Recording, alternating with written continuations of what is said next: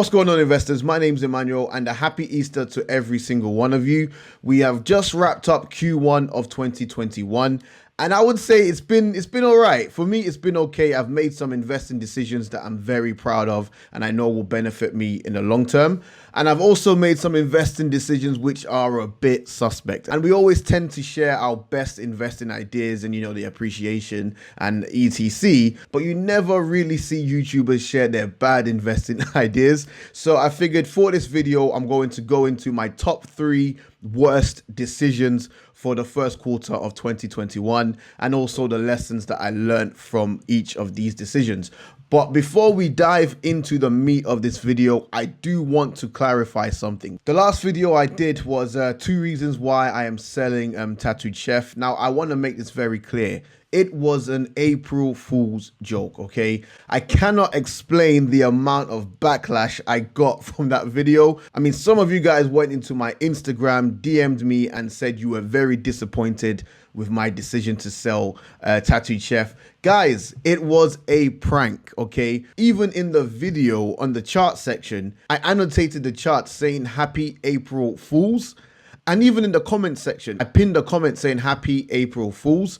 So I want to clarify, I did not sell a single share of Tattooed Chef. It's one of my favorite investment decisions. I truly see myself holding Tattooed Chef for many, many years to come as the company continues to grow and the fundamentals keep on improving and the financials keep on improving. There's no reason to sell Tattooed Chef in my opinion. I absolutely love the stock, and selling Tattooed Chef is the last thing on my mind. There is no way. I don't care whether the share price consolidates from now until the end of the year. I really don't care because I am focused on the business, not the share price. And I do believe this business is doing incredible right now and will continue to do incredible over the next coming years. So I'm remaining a Tattooed Chef investor.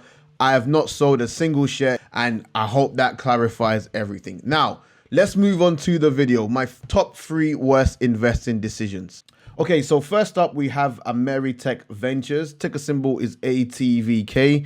And this, by far, is not only my worst investment decision of the first quarter in 2021, this is my worst investment decision of all time, okay? And I've actually sold this position at a loss. I took about a 55% loss on this company because I just couldn't take it much longer. Now, this company, before they announced their groundbreaking product, okay, which is this blue fridge, prior to them showing us their first images of the fridge, the company touted it on Twitter to be groundbreaking. They were saying this is going to be revolutionary for the COVID vaccines. They were saying that doctors will find this incredibly helpful. It's going to help preserve vaccines all across North America. It was hyped up to be the granddaddy, essentially, of vaccine preservations, and it was just hyped up. It had an ongoing court case as well, which they were optimistic that they were going to win, and there was a lot of hype surrounding the company for both of these reasons, the court case and also their groundbreaking vaccine preservation product. So I took a small position. Now, of course, I'm not stupid. I did not invest half my portfolio or 10%. I invested less than 1% of my portfolio into this company because I knew it had a ton of risk involved with it. But you do have to remember, early January, penny stocks were flying, okay? All the penny stock needed was a good catalyst and the stock would fly. And that was pretty much my rationale for taking a small position in ATVK. And the other 2 stocks are for the exact same reason. Back in January, even up to mid-February, penny stocks were flying. All they needed was a solid catalyst. I mean, I could name a few off the top of my head. Zomedica was a great one with the Trueformer device. You had SNDL, that was another great runner. You had REZZF, which is a lithium play, was another great runner. And we had so many great runners that we were eating of. So I figured ATVK, yes, the story sounds good. The company is trash. It's a penny stock. It's trading on the OTC market, a ton of risk. So I invested a small amount of money. And then the company eventually revealed their first images of their flex fridge, which is this. I kid you not. This is their groundbreaking vaccine preservation fridge that will be used all across North America. And they are absolutely taking the piss. So it says ATVK, this is their tweet. I can't believe they actually tweeted it. They didn't even bother. They did not even bother to clean the glass. Honestly, and if you look at the background, you can see all these planks or these wood in the background, even the table. Honestly, and you've got, I don't even know what that is, but this looks like ATVK literally went to a scrapyard, put this on some dusty table, didn't bother to clean the fridge glass, took a picture and said this is their groundbreaking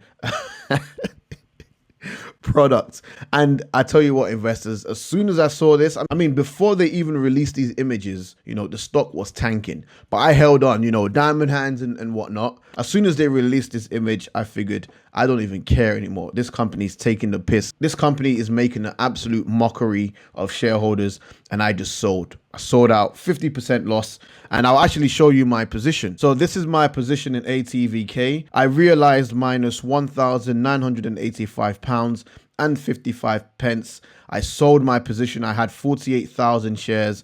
I sold it, and I feel better. Sold it at about 55% loss. I put less than 5k into this company, and yeah, absolutely dreadful company. Definitely is my worst investment decision of all time. And the main lesson I learned here is do not believe the hype, okay? I'll believe it when I see it. Don't believe the hype, okay? The company can hype all they want on Twitter, but they can come out and still be a scam. They can be a fraud. And this is exactly what this company is, in my opinion. And multiple investors got burnt off this company. So remember, don't believe the hype, whether it's from other shareholders or other investors, or if it's from the company themselves. Do not believe the hype. Now, next up, we have CBBT, okay, Sarah Bain Biotech, who are meant to be merging with PKG, and they are the creators of the clear masks. I did actually do a YouTube video about this company, and like I mentioned before, it's a penny stock. I knew the risks, so I invested a small amount of my portfolio. Again, less than 1% of my portfolio. The main catalyst was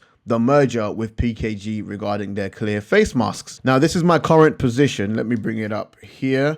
So I'm still holding my position. As you can see, I'm down 83% in my position. I'm down minus £2,676 and 79 pence.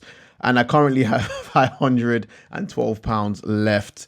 Again, horrible investing decision. But like I mentioned, it was at a time when penny stocks, all you needed was a catalyst and they were returning 100, 200%. And that's my main reason. Now, I'm still holding this position because the merger could potentially still happen. But I've pretty much written this investment off. It was a swing trade gone wrong. Definitely a swing trade gone wrong. And I don't plan to sell. I'll rather just lose everything if the company goes bankrupt. Or if ever, maybe in 2030, the PKG acquisition finally actually becomes a reality. Who knows at this point? But again, it's another terrible decision. And yeah, I'm paying for it. To clarify, it was never meant to be a long-term investment. It was meant to be a swing trade. The biggest lesson is hope is not an investing strategy. And, I'm going to get that written. I'm going to get that printed and put it on my wall somewhere because, sometimes we have all the hope in the world. It doesn't mean anything in investing. Hope is not an investing strategy. And I'm paying for it right now. Okay, so last up, we have Vision Lithium. Ticker symbol, I believe, is ABEPF. And it's another penny stock that I actually did a video on my YouTube channel regarding this company. It was a lithium play. And again, back in January/early February, lithium plays were doing amazing. I invested in REZZF and I made more than 150% of my money. So when I saw another lithium play, I was like, mate, quids in. So, and again, this is another company where they kept on releasing great PR. So it's Vision Lithium makes 99.99% pure lithium carbonate from their Cermak lithium property. Again, literally a couple of days later, Vision Lithium announces agreement to acquire Godslith lithium deposit with historic resources of 9.4 million short tons at 1.2% Li20. And again, 2 days later, Vision Lithium expands their Cermak lithium project. And it was just great news after great news after great news, which I interpreted as catalyst after catalyst after catalyst. And I invested because I figured, hey, I made great money on REZZF. So let's bank on Vision Lithium. However, it was a terrible decision. And just to make you guys aware, it's a position I am still holding. I haven't sold out of this position yet. And I'm currently down 62% in that play, minus £3,501.29. And I'm just going to continue to hold. I mean, the company can go bankrupt and I'll lose all my money.